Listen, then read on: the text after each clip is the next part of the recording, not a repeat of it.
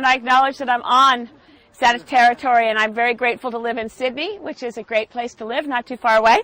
And I also really think it's awesome that you're learning about traditional construction methods, cob houses. This is a very green technology, right?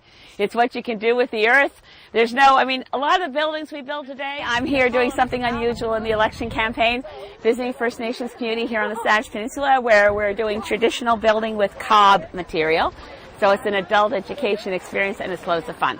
And, well, as you can see, it's mud, sticks, and straw. It's a very green building material, and we're building something real, just like in politics.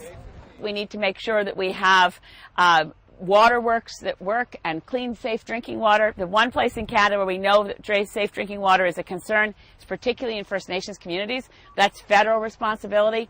We put back in the money that was there for the Kelowna Accord to focus on education, affordable housing, clean drinking water, and health issues in First Nations communities. So our policies are really down to earth, really sensible.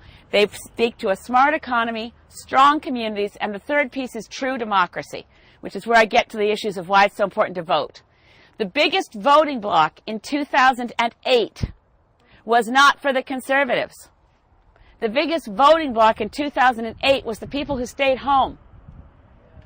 So if we'd all gotten out to vote, we'd have a different government than the one we've got. And for youth, only 38% of youth voted in the last election. Imagine if 100% of youth had voted. We would not have gotten the government we got. Now, why I hope you're going to vote Green? I'll be your voice in Ottawa as leader of a party.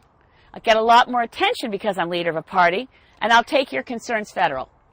I've had the great honor of working already quite a bit with Sean Atleo, Grand Chief of the Assembly of First Nations. I want to work with him. We're both BC. He represents the Assembly of First Nations. First time we've had a BC chief in a long time. If you have a BC leader from the Green Party, also in the House of Commons, working together, I think we can really make a difference. And I believe in the relationship that I'm talking about as your member of Parliament is when I'm talking to chiefs of First Nations, it's nation to nation.